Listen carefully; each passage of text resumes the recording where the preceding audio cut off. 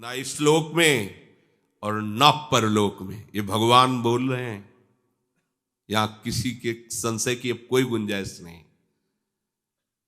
ना इस लोक में ना परलोक में उसका कहीं भी पतन नहीं हो सकता, विनाश नहीं हो सकता।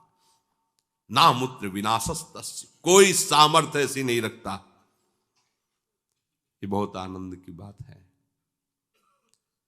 आप जैसे भी जितना भी प्रयास कीजिए आगे बढ़ने का, लेकिन निराश और हताश होने की कोई गुंजाइश नहीं। अभी वो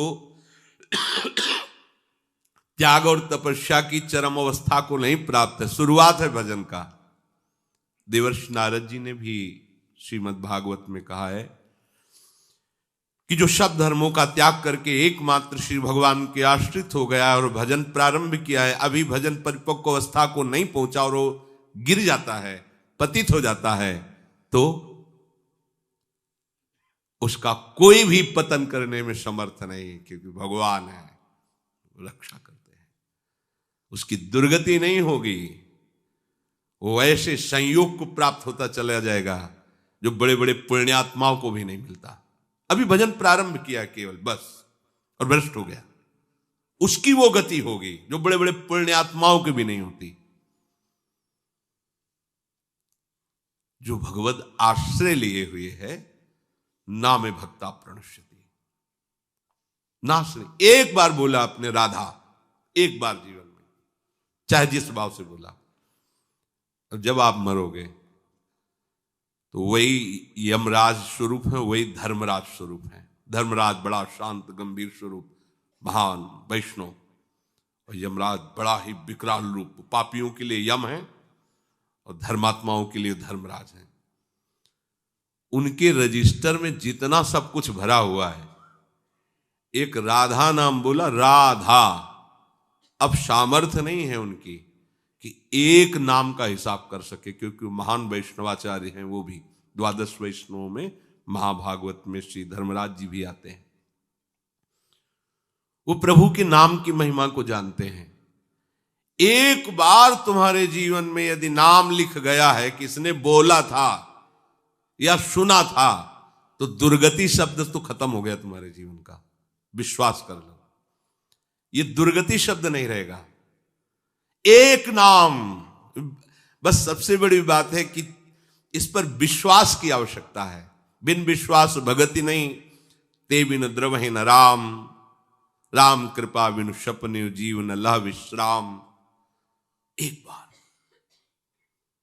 कई बार सत्संग में सुनाया है कि दो भाई थे, एक भाई धर्मात्मा और संत सेवन, साधु महात्माओं को देखते ही उनके चरणों में प्रणाम करना, आदर पूर्वक विनय पूर्वक घर लाना, उनका पाद प्रक्षालन, चरणोदक उतारना, उनकी पूजा करना, सुंदर भोग पकवान बना के उनको पवाना, आदर से विदा करना। उनका जो भाई छोटा था, शराब पीना, मांस खाना, गंदे आचरण करना और अपने भाई का भी विरोध करना, साधुओं को देखते ही गाली देना, ऐसा। दोनों की अपनी अपनी वृत्तियां। बड़े भाई को अंदर से बड़ा कष्ट होता। एक ही गर्भ से पैदा हुए हैं, पर कैसा ये असत आचरण करता है, कब इस पर भगवान की कृपा होगी। एक दिन अयोध्या के संतों की मंडली वहां से पधार रही थी। पहले संत जन पद यात्रा ही करते थे, उसका स्वभाव था संतों की सेवा। विनय किया तो संत श्रद्धा देखते हैं, उनके आदर भाव को देखकर घर गए। जो ही प्रसाद पाने को बैठे तो उसी समय वो शराब पी के लड़खड़ाता हुआ वहां से, क्योंकि घर तो एक ही था, वो ऊपर रहता था। पहले ही संतों से कहा, प्रभु नाराज मत होना, ये हमारा भाई पर ऐसे कुसंग को प्राप्त होकर दुष्ट स्वभाव वाला हो गया है। वो संतों को गाली देते हुए ऊपर चला गया, प्रसाद पवाया और घुटने टेक कर कहा, प्रभु क्या इसका भी उद्धार हो सकता है?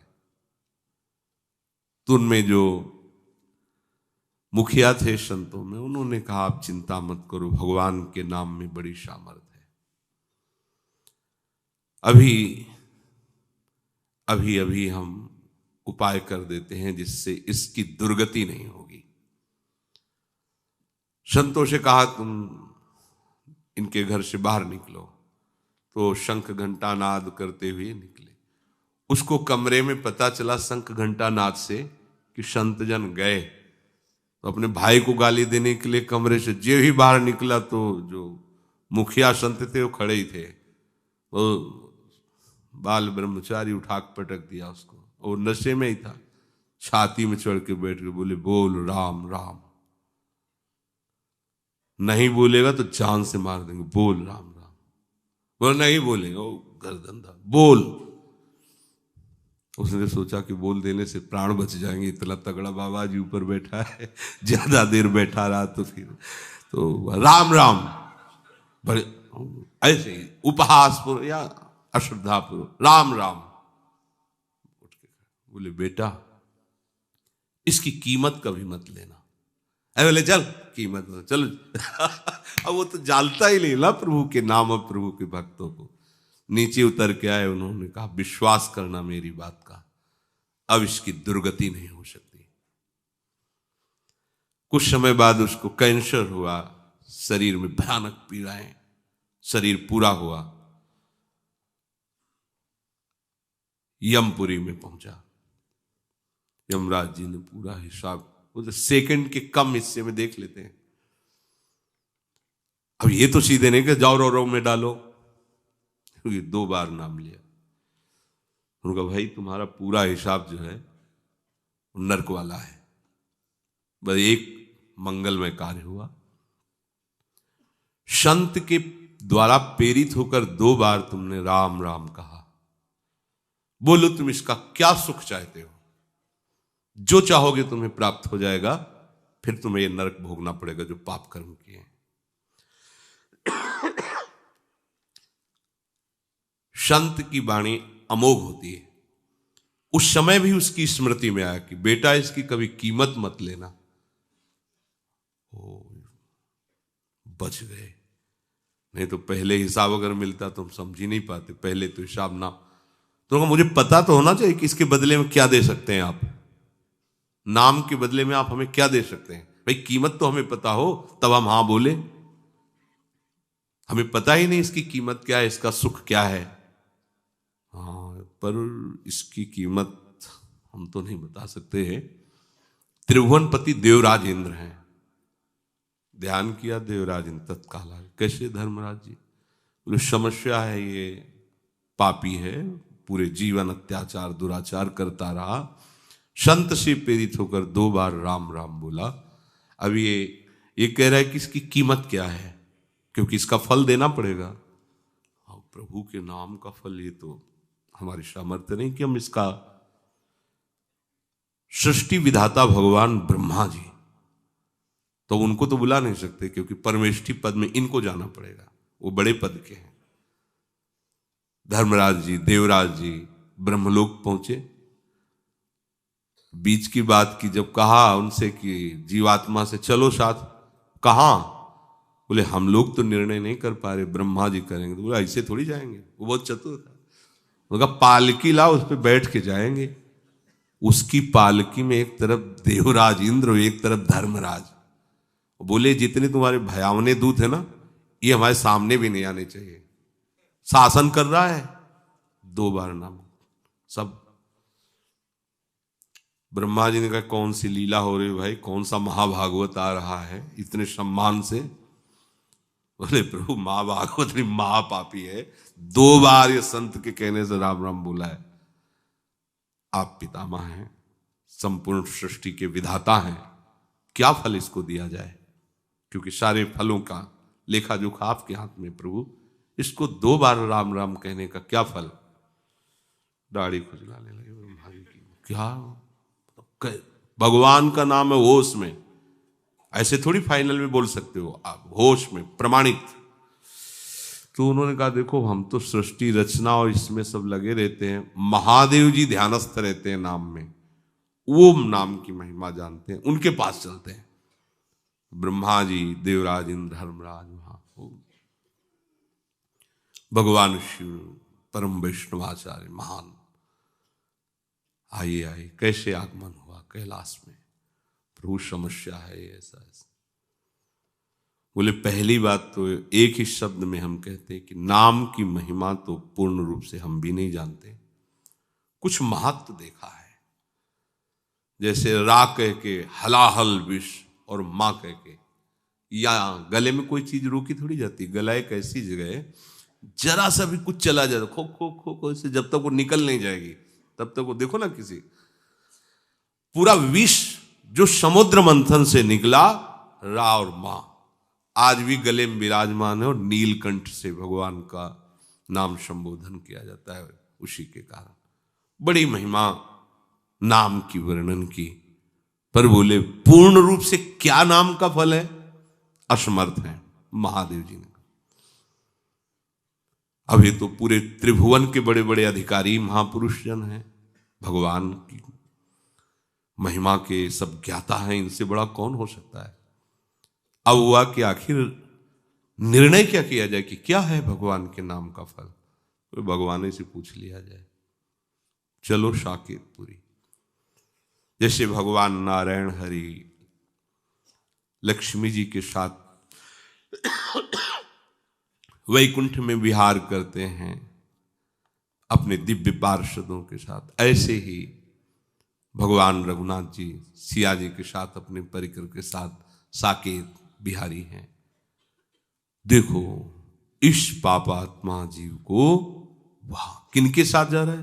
ब्रह्मा जी, महादेव, देवराज इंद्र, धर्मराज, अखिल लोक चूड़ामणि भगवान सिंहासन पर विराजमान हैं। वाम भाग में सियाजू विराजमान हैं। चरणों को सहलाते हुए महावीर, महाबली, परम ज्ञानी हनुमान जी महाराज, और पूरा सब। प्रभु मुस्कुराए, कैसे कैसे ये सब भगवत स्वरूपों का कैसे आगमन हुआ?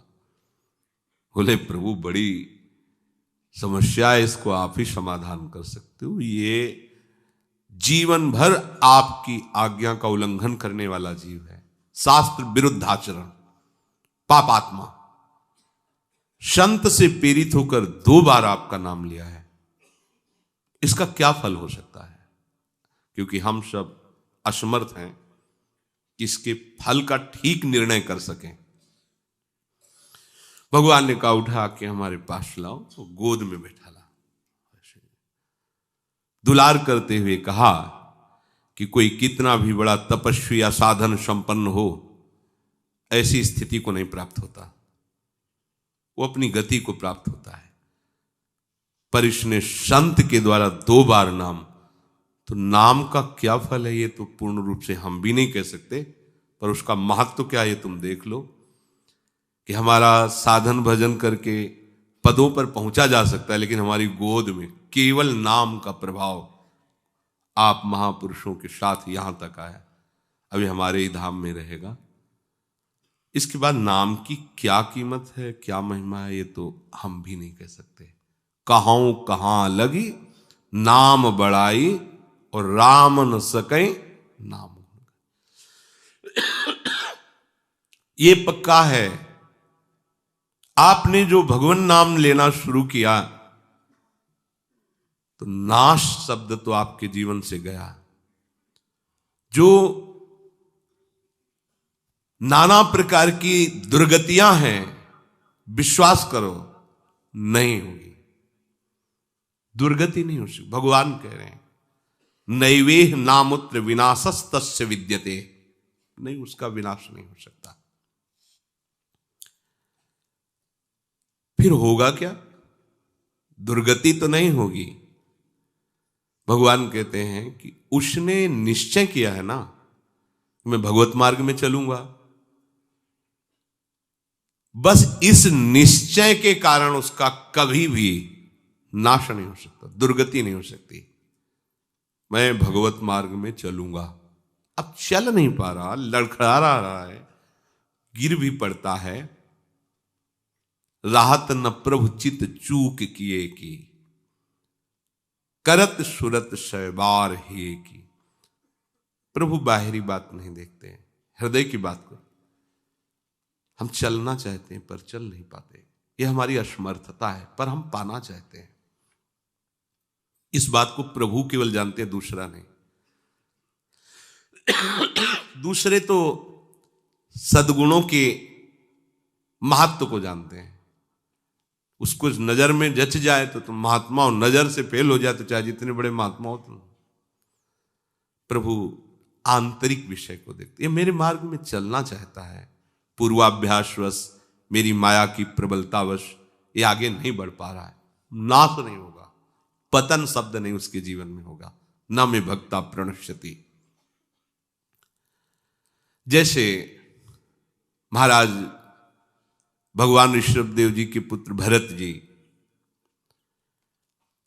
प्रभु की प्राप्ति के लिए भारतवर्ष का राज्य का त्याग, रानी, महल, संपत्ति, सेवक, सब सुखों का त्याग किया। गंडकी नदी, जहां शालिग्राम भगवान जिस नदी में प्रकट होते हैं, उस नदी के किनारे एकांतवास करते हुए अपने चित्त को प्रभु के चरणारविंद में, उनके नाम में, उनकी सेवा में लगाने लगे। एक दिन वो गंडकी नदी में स्नान करके सूर्य अर्घ देने ही वाले थे कि देखा एक हिरनी जो गर्भवती थी, वो जल पीने के लिए आई थी, पीछे से सिंह ने दहाड़ मारी, घबरा गई, वो एकदम छलांग लगाई। गर्भवती होने के कारण वो जो गर्भस्थ शिशु था योनि द्वार से जल के प्रवाह में गिर गया और वो आगे गिर करके मर गई। ये भरत जी ने देखा, वो तो मर गई जो माँ थी, और अभी नवजात शिशु है तो मर जाएगा जल में। दौड़े और उसको गोद में उठाया, वैसे ही सुंदर होता है हिरण का शौल। अब लाए और उसको दुलार करने लगे। 2-3 दिन में वो जैसे चलने लगा। अब पूरी दृष्टि उस पर, कहीं कोई भेड़िया न खा जाए, कहीं कोई सिंह न खा जाए।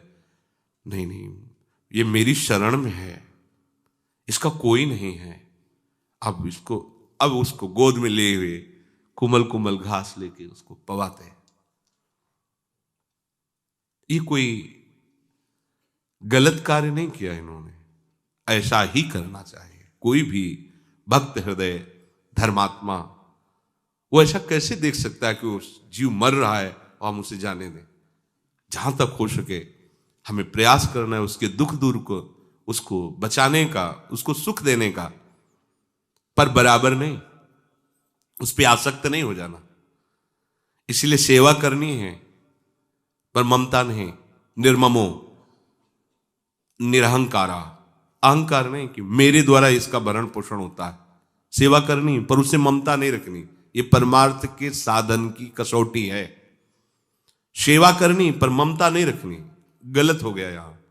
सेवा की और ममता कर ली। अब वो बड़ा हो गया था, वो अपने झुंड में चला जाए जैसा, उससे निरपेक्ष होना चाहिए था। उसका जीवन क्या प्रभु जाने। 2-4-10 दिन उसको संभाल दिया और छोड़ दिया, पर ऐसा नहीं हुआ, आसक्त हो गए। अगर वो आंख मूंद के ध्यान भी करना चाहते तो हिरन ही ध्यान में आता है, ऐसे खोल के देख लेते हैं कि कहीं उसको कोई जीव खा ना जाए। कभी कभी वो ध्यान में है, छोटे छोटे सींगों से ऐसे उनको बड़ा सुख मिलता। पुत्र परिवार का जिस लक्ष्य की प्राप्ति के लिए त्याग किया, उसी लक्ष्य में ये बाधा खड़ी हो गई और वो समझ नहीं पा रहे। कभी गले में उसको ऐसे बैठाल के जैसे अपने बच्चों के साथ दुला, ऐसे वन में अब सारा का सारा समय उसी हिरन के साथ। बड़ा वियोग वर्णन है उसमें, जो वो चला गया अंतिम समय उसी हिरन में आसक्त होते हैं। छूट गया, देखो मार्ग छूट गया, एकदम भजन छूट गया। भागवत में लिखा है जिस भजन के लिए उन्होंने सब का त्याग किया, उसी भजन का त्याग कर दिया। एक क्षण भी भजन नहीं कर रहे, बस उसी हिरन के बच्चे के साथ। अंतिम समय में उसी हिरन का ध्यान करते हुए उनका प्राण छूटा। अब क्या होना चाहिए था? दुर्गति होनी चाहिए थी? नहीं, ऐसा नहीं हुआ। जब हिरण बने तो पूर्ण ज्ञान प्रकाश में है। ओह, मेरी दुर्गति, अर्थात उस उत्तम मानव देह से जो भगवत प्राप्ति की साधना कर रहे थे, उसमें विक्षेप और मैं अब हिरण के शरीर में आ गया। अब नहीं, जिस दोष के कारण हमारा ये पतन हुआ, अब नहीं। अपनी मां को छोड़ दिया, बच्चा हिरण वही गंडकी नदी के पास आए। हरी घास नहीं खाते, कहीं ममता ना हो जाए, बड़े सावधान अपने शरीर को उसी गंडकी नदी में खड़े करके जो पूर्व में मंत्र जप रहे हैं, वही मंत्र जप रहे हिरण के शरीर में, वैसी साधना प्रारंभ। क्या पतन हुआ? भगवान के आश्रित परमार्थ में चलने वाला पथिक कभी भी पतित नहीं होता। जो बड़े बड़े परमहंसों की स्थिति होती है, हिरण की स्थिति है। गंडकी नदी में शरीर को खड़ा किए, मंत्राकार वृत्ति, हरी घास भी नहीं, सूखे तृण पत्ते खाते हैं जिससे राग ना हो जाए। शरीर छूटा, अगला जन्म ब्रह्म ऋषि के रूप में हुआ, कोई साधना नहीं करनी पड़ी। ब्रह्मबोध संपन्न महापुरुष, ज्ञान की ऊंची भूमिका में स्थित जड़ भरत के रूप में। भजन का क्रम नहीं नष्ट हुआ, साधना नहीं रुकी। ये मार्ग ऐसा नहीं 100 बार बोला है तो अब 101 बार शुरू होगा, 99 नहीं होगा। जितनी स्थिति में आप पहुंचेंगे उस स्थिति से कभी पतन नहीं हो सकता। सुरक्षित बैंक है ये भागवती, और ये आपके पास है। बताया दो नाम बोले थे, हिल गया पूरा सिस्टम ब्रह्मा का, निर्णय नहीं कर पाए। और आप अब इसमें सावधानी ये रखनी है कि हमारी बुद्धि कहीं नकारात्मक सोच में ना जाए। 2 नाम से काम चल जाएगा तो शाम के बोल देंगे राधा राधा, दिन भर दुराचार करेंगे। ऐसा नहीं। जिस नाम की इतनी महिमा है, हम उस नाम को कभी छोड़ेंगे ही नहीं। हम ऐसे मार्गों का क्यों चयन करेंगे जिसमें हमें आनंद की अनुभूति ना हो? हम लोग क्या है कि अपने मन बुद्धि को नकारात्मक सोच में ले जाते हैं, प्रतिकूल ले जाते हैं कि जब इतनी महिमा, एक बार ये पाठ कर लेंगे, एक बार ये नाम ले लेंगे और खूब खुला जो मनावे सो पापाचरण करो, क्योंकि भगवान कहते हैं अहम तो आम सर्व पापेभ्यो मोक्षयिष्यामि मा शुचा, मैं तुम्हें पवित्र कर दूंगा। फिर ऐसे करने में बात तो बनेगी ही, प्रभु तो बनाएंगे ही, पर दंड मिलेगा आपको। इस उद्दंडता का आपको दंड मिलेगा।